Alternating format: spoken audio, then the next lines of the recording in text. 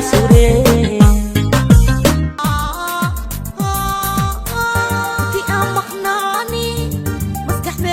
ما بحي مقدشو بدلكي ما تواب الجوغيا مديك تدوايا مقدشو كرهرا رك نفتا وقرا فرواقة لوغا ديغا هديو مقدشو ميكا الشيدا ما جيتو عدوغا وقدا هديشو رك إلى ميا قدشو هبي إيماني كتاغانو إلى شدو وفانا او دون شايدو هدي كلايكو بيبانو This is song bro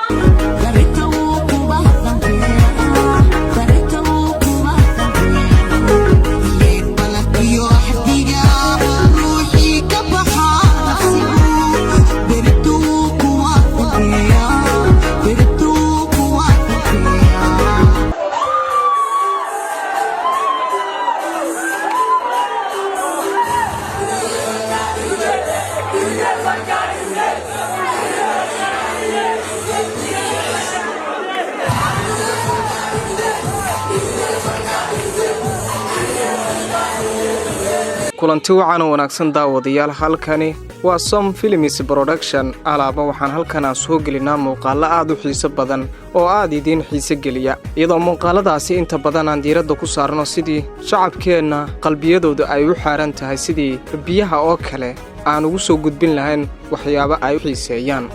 haddaba maanta muuqaalkan waxaan ku eegi doonaa magaalada Muqdisho iyo showyadii ugu dambeeyay ee ka dhacay iyo marxaladihii iyo waliba dhibaatooyinkii iyo sidoo kale dhacdooyinkii yaabka lahaa ee ka dhacay iyadoo lagu jiro maalintii labaad ee ciid Carafa ayaa magaalada Muqdisho waxa ay martigelisay show ay ka soo muuqdeen fanaaniin magac iyo mansab ku leh bulshada dhexdeeda iyo kuwa kale oo da'yar ah oo bilihii ugu dambeeyay ama bilihii la soo dhaafay madadaalinayay dhalinta Soomaaliyeed ee daafaha dunida kala jooga kuwaasoo heeso kala duwan soo qaadiyeen nooc walba ha ahaadeen inkastoo fanka Soomaaliyeed uu hadda noqday igu soo orod ama wixii rabo ayaan sheegi karaa haddaba showgii xalay ah caasimadda magaalada Muqdisho ay martigelisay waxaa hoggaanka u hayay fanaaniinta kala ah Faadumo Miino oo looga bartay ciyaar waali ah iyo sidoo kale majaajilooyin Farxiyo Fiska boqorada codka iyo isteelka isku darsatay Dayaxdal Nuurshe ninka isku magacaabay dalka nuurkiisa iyo kuwa kale oo aad u badan oo ay kamid yihiin Jesse B oo ah fanaan raabista ah oo hadda soo baxay balse warbixinteena maahan sida uu dhacay showga ee waxaan ku eegi doonaa dhacdooyinkii yaabka lahaa ee laga duwaan geliyay showgaasi intii uu socday xalay fanaanka isku sheegay in uu wax badan uu ka bedeli doono fanka Soomaaliyeed ayaa kamid ah da'yarka ka soo qayb galay showgaasi kaasi oo wacdara ka dhigay showga ay xalay magaalada Muqdisho ay martigelisay waxaana lagu sameeyay arrin yaab leh kadib markii uu masraxa soo koray fanaanka Socdaal iyadoo dagaal iyo jiid lagu bilaabay fanaankaasi oo hees la yaab leh halkaasi ka qaaday intaas kadibna waxa uu dalbaday in taageerayaasha showga joogay laga dhax saaro si uu naftiisa u badbaadiyo kadib markii ay ku bilaabeen inay jiidaan oo xitaa koofiyadii uu watay ay ka tuuraan heestina ay iska noqotay mid iyada kaligeed iska socota waa fanaan isku dayay in uu wax badan u maaweeliyo shacabkii halkaasi ka soo dhex muuqday ama ka qayb galay showgaasi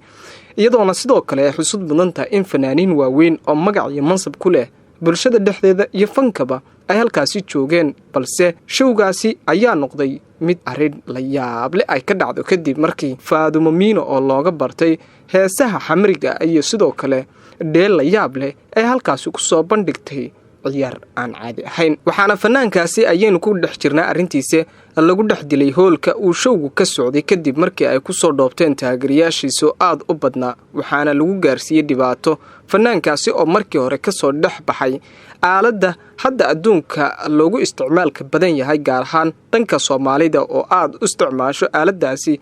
taas oo loo yaqaano TikTok ayaa haddana waxa uu isku yaqaanaa fanaanka dhulka ka qaadaya fanka Soomaaliyeed oo uu sheegay in fanka Soomaaliyeed uu isaga u baahan yahay sida uu heestan uu ku sheegayo erayada heestan waxaa ka mid ah anigu ii baahan yahay iyo kuwa kale oo badan igude fanka igude fanka igude anigoo ii baahiye igude wir iga celisho baa ku dhashay igude fanka igude fanka igude anigoo ii baahiye igude wir iga celisho baa ku dhashay waxani waa qoraal sawqan socdal aaway sargal dad baa igu wada dagaal oo ila raba gadaal labdac gantaal an noqdan tigtaal war yaa amar yaa waaya qamar waa aniga ciyaal xamar aaway ciyaal barmuudo yaa soo caba isbarmuuto ama furulaato gabadhu maa sharmuuto ha ku dilin kashawiito yaraantii yaa soo raaca kushineeto oo soo qaada shamiito hadalkaygu maaha shineemo haw maalembo samiito bahalku waa shiito cali waxaad tahay caruur waxaad ka liidataa nyaanyuur ciyaar tigtoo kulligood waxay ku dheen yur igude fanka igude hees kale oo uu qaaday ayaa jirta iyadana oo cay iyo waxyaabo kale oo la mid ah oo afka aan la soo marsiin karin ay ku jiraan balse fanka Soomaaliyeed waa mid ubaxiisii iyo midhihii iyo dhadhankii u lahaa ay ka sii guurayaan markaad aragto heesaha noocan oo kale ah ee ka soo dhex muuqanaya heesaha abwaaniin badan oo ka mid ah abwaaniintii hore ayaa aaminsan in fanka Soomaaliyeed uu xilligan xidigiisii u dhacay markaad aragto heestan oo kale maqaayadaadan ka dhex qadayna waan halayna waan habayna cabaadka yaray boolo waa ku furaa sidii furka saliida farta ku gashaa sidii faraantiga waa ku cabiidaa sidii cawaanta feeraha ka tuma sidii dabalkii hebelow inaqa adi marqaati adigaan dheer waxa tiri raab ma taqaanaan gabdhuhu waa god dadkooda waa qani qalbigaaga u sheeg hey miskiin lagu sakiin afka nooley masaakiin carabkaaga sakiin haygu sarin halkaa u siko haygu sarin erayadaas aad daawateen ama aad maqasheen waxaa ku luuqeynaya alfanaan socdaal oo sheegay in fanka uu isaga u baahan yahay su'aasha meesha taala ayaa ah fanku ma isaga u baahan mise socdaal ayaa fanka u baahan waa su'aal da'weyn oo madaxa daalinaysa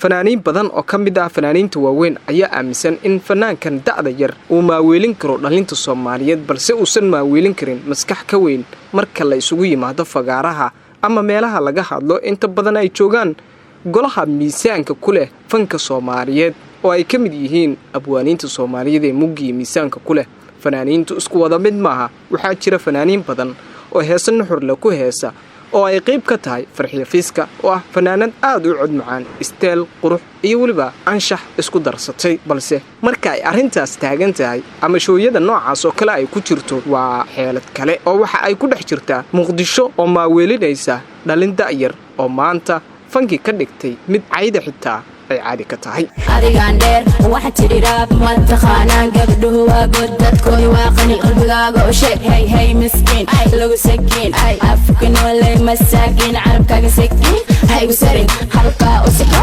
haygu sarin dishanka amaraya waan ku dardarayaa waan ku durayaa dadka waran baan kugu darayaa waan ku rarayaa geed baan kugu xirayaa dhaaf buuqa mehla buuq waxaan idinku xiray sanduuq hor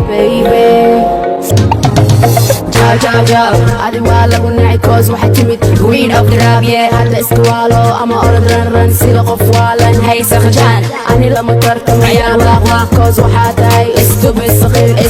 saqiir bye haygu dula dhicin igude fanka anigoo ii baahiye igude wir iga celisho baa ku dhashay igude fanka anigoo ii baahiye igude wir iga celisho baa ku dhashay waxani waa qoraal sawqan socdal aaway sargal dad baa igu wada dagaal oo ila raba gadaal labdac gantaal an noqdan tigtaal war yaa amar yaa waaya qamar waa aniga ciyaal xamar aaway ciyaal barmuudo yaa soo caba isbarmuuto ama furulaato gabadhu maa sharmuuto ha ku dilin kashawiito yaraantii yaa soo raaca kushineeto oo soo qaada shamiito hadalkaygu maaha shineemo haw maalembo samiito bahalku waa shiito magaalada Muqdisho ayaa sanadihii ugu dambeysay waxa ay martigelisay showyo kala duwan oo u dhacayay siyaabo kala duwan balse xalay magaalada Muqdisho ee caasimadda dalka waxaa nalkeeda daartay fanaaniin isugu jira kuwa fanka ku cusub iyo qaar kale oo hore u ahaa kuwa loogu jecel yahay fanka Soomaaliyeed. Showgii xalay ka dhacay magaalada Muqdisho caasimadda dalka waxa uu wacdaro ka dhigay fanaaniinta kale ah Faadumo Miino oo halkaas ku soo bandhigtay wacdaro iyadoona goobta ku soo bandhigtay ciyaarteedii looga bartay iyadoo sidoo kale taageerayaashii ka soo qayb galay ay wada kicisay. Sidoo kale Fiiska oo kamid ah fanaaniinta ugu codka macaan ama ugu codka dahabiga ah ayaa iyadana soo bandhigtay heeso cajiiba iyo ciyaar waali ah iyadoo halkaasi ay ku soo bandhigeen heeso aad loola dhacay oo dadkii ka soo qayb galay showgaasi ay la dhaceen dhammaantood. Muhiimadeenu maahan showgaas iyo sidoo u dhacay balse waxaan eegaynaa fanaanka Socdaal ayaa isna waxa uu soo bandhigay heeso lala cajabay kadib markii uu dagaal ku soo galay masraxa ay fanaaniinta heesaha ay ka qaadanayeen magaalada Muqdisho caasimadda dalka. Waxaa ka soo baxay fanaaniin magac iyo mansab weyn ku leh fanka Soomaaliyeed balse fanaankan da'da yar ee isku sheegay in uu fanka badbaadin doono una fakiray hal habeen in uu fanka isaga u baahan yahay ayaa wacdaro ka dhigay showgii xalay ay dhigteen fanaaniinta Farxiyo Fiiska iyo Faadumo Miino, Dayaxdal Nuurshe, JCP oo isaguna ah fanaan kale oo raabista ah oo inta badan ay dhalintu heesiisa aad u jecel yihiin. Su'aal weyn oo waxaa jirta ay bulshadu isweydiinayso haddaba showga waa la qabtay oo magaalada Muqdisho ayuu ka dhacay balse nuxurka heesaha halkaasi ku baxay may ahayn kuwa la cajabay marka laga reebo Farxiyo Fiiska iyo Faadumo Miino oo dib ugu laabatay liiska raabistayaasha heesaha cayda ah ku qaada erayadooda balse halka fanaan ama labada fanaan ama fanaaniinta halkaasi iyaga heesaha dareenka soo jiidasho leh ka qaaday waxaa ka mid ah Dayaxdal Nuurshe iyo sidoo kale fanaanada iyaduna lagu magacaabo Farxiyo Fiiska. fanaanada Nasteexa Dayax oo iyaduna ah fanaanad aad u cod macaan oo magaalada Muqdisho ka soo baxday sanadihii ugu dambeeyay heeso kala duwan qaaday. Magaalada caasimadda ah ee dalka waxa ay marti gelinaysay dhalin jacaylka u muujinaya dhanka fanka iyo sidoo kale dhalin kale oo iyagana ay isu marinaya hawada kuwaasoo heeso ku qaadaya dhanka raabka. haddaba waxaynu eegaynaa heesihii halkaasi lagu soo bandhigay. Farxiyo Fiiska iyadoo halkaasi codkeeda macaan iyadana ku soo bandhigtay sida heesahan oo kale ayaa ka mid ah kuwii lagu raaxaystay ee xalay taageerayaashii badnaa halkaasi ka soo qayb galay ay ku raaxaysteen. Dayaxdal Nuurshe waa fanaanka kaliya ee magaalada Muqdisho sheega in uu ka soo baxay ama dayixii Muqdisho uu yahay waxaana uu ka qayb galay showgaasi isagoona halkaasi ku soo bandhigay ciyaaro waali ah iyo sidoo kale heeso aad loola cajabay oo ay ka mid yihiin sida heestan balse showga ayaa waxaa ka dhacay arrin la yaab leh waxaana showgaasi arrintii ka dhacday la yaabka ahayd dadka fajaca ku abuurtay kadib markii halkaasi ay qalalaasa ay ka bilaabeen taageerayaal kala taabacsan fanaaniinta halkaasi ka soo qayb galay kadib markii fanaaniinta da'da yar ee heesaha raabka qaada ee soo fuuleen masraxa qaarkood ayaa halkaasi laga buriyay kadib markii taageerayaasha ay soo goosteen xariga waxaana taageerayaasha qaarkood la sheegay in showga banaanka looga bixiyay sidoo kale qaybaha warbaahinta ayaa iyagana laga madnuucay in ay gudaha galaan. waxyaabaha showgaasi laga soo calaamadeeyay waxaa ka mid ah in fanaaniinta Farxiyo Fiiska iyo sidoo kale Faadumo Miino iyo Dayaxdal Nuurshe laga soo saaray hoolka si aysan dhibaato u gaarin kadib markii ay isku dhaceen taageerayaasha kala taageersan Socdaal iyo Wisby oo halkaasi ka heesayay. waxaana la sheegay in showgaasi uu u shidnaa oo kaliya fanaaniinta magaalada Muqdisho ku sugnaa kuwaasoo xifaaltan xoogan muujiyay kadib markii halkaasi lagu soo bandhigay heeso raab oo kala duwan oo hawada xitaa la isku marinayay. ay daawadayaal fanka Soomaaliya waxa uu soo maray marxalado kala duwan balse maanta fanka Soomaaliya waxa uu noqday mid hadal oo kaliya lagu sheego kadib markii ay soo baxeen fanaaniin isku sheegaya in ay fanaaniin yihiin balse wax alaala waxa ay sheegayaan aan cidna aqoonsan karin. fanka Soomaaliya waxa uu ahaan jiray fanka loogu jecel yahay ilaa xitaa al-aanadan loogu jecel yahay balse waxaa jira dad badan oo fanka Soomaaliyeed hoos u dhigaya. daawadayaal waad ku mahadsantihiin sida aad muuqaalka noola dhamaysateen. waxaan rajaynaynaa inaan muuqaalo intan ka xiiso badan aan halkan soo gelino balse fadlan haddaad nagu cusub tahay channelka subscribe saar sii share garee qaybta commentiga noogu reeb aragtidaada si ay dhiirigelin ay noogu noqoto la sii wadaaga asxaabtaada. waad ku mahadsantihiin daawashadeeda xigta.